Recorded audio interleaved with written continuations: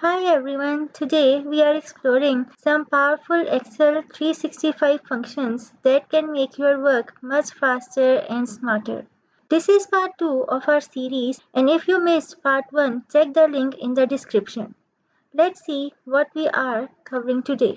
In today's video, I'll show you the application of HSTACK, VSTACK, and XLOOKUP. So let's begin with the HSTACK. In HSTACK, H basically represents horizontal. This means that this formula is used to arrange your information horizontally. So let me explain it with the help of an example. Let's say we have two tables in the same sheet, or you can have it in different sheets. Now I want to combine them together. So let's type HSTACK and let's give the references of our tables.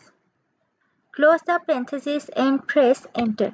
And here you can see it has arranged my information horizontally. The best feature about HSTACK is that it allows you to rearrange your information as well. Let's say I want to arrange my tables in some sequence. Okay, so I can type HSTACK and let's select first the name column from table 1, then let's select the class. Now let's select subject. Then we can choose score. And in the end, I want to see the grade. So here you can see I have provided the references of different columns instead of giving the references of complete table. Now let's close the parenthesis and press enter. And here you can see it has arranged our information in the required order. Now, if you want to exclude some column, you can also do this. Let's type HSTACK and let's choose the name column from table 1 and then let's give score and then grades. Okay, close the parenthesis and press enter, and see here we are getting our desired results. So this function is so easy to use in practical data sets. Now let's move towards our other function, which is VSTACK. Similar to HSTACK, VSTACK helps you to arrange your information vertically. Let's say we have two tables and I want to combine them in a vertical order. Here we can use VSTACK.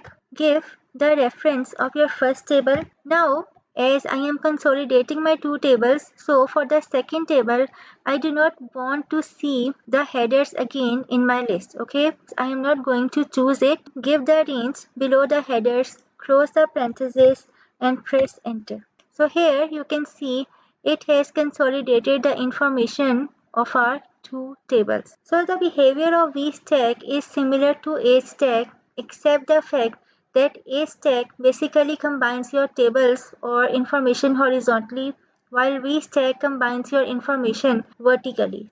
Now let's move towards our third function, which is recognized as XLOOKUP.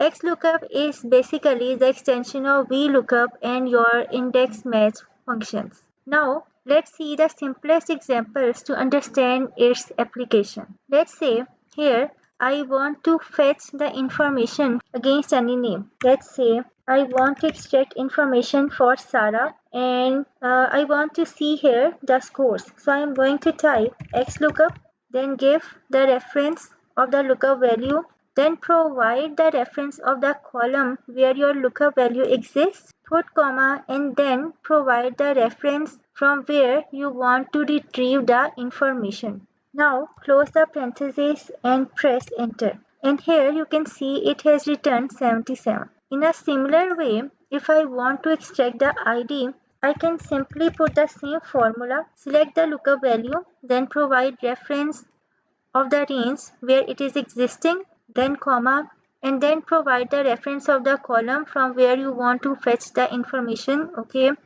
close the parenthesis and press enter, and here you can see it is returning us 102. So it is better than VLOOKUP in the sense that it can move both left side and right side. Okay, you do not need to put extra effort into the formula to fetch information from the left side. You can simply apply it, give the reference of the column, and then get your required information. Now let's see its application when we have to apply the function for multiple criteria. In this data set, you can see I have some repeated names against different subjects. Okay, so let's say I want to extract information of Sarah and for English subject. Now I have two conditions, but keep in mind both your information is existing in vertical form. Okay, so basically we are going to apply the XLOOKUP in two different columns. In this case, the best way to do is to type XLOOKUP. Okay, and now first give the reference of this, and then I am going to insert ampersand. Okay, and then select the second criteria. Put comma. Now where your first criteria is it is existing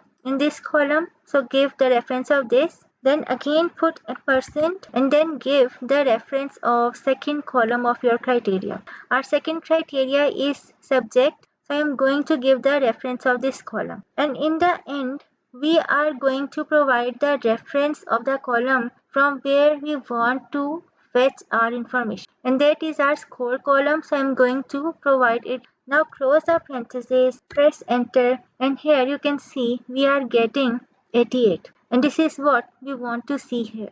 Now let's make it a bit complex. Let's say this time I want to apply XLOOKUP in one column. For the second criterion, I want to select the row. So in order to do this, let's type the formula XLOOKUP, and at first we want to fetch Sarah from this list of names, so I am going to give the reference of this, then put comma, and then let's give the reference of this column. Now for the English, I have to scan this row. Okay, so let's again type XLOOKUP, look up for this and scan this row. Okay, as I told you earlier that we also have to provide the reference of our column from where we want to retrieve the required information.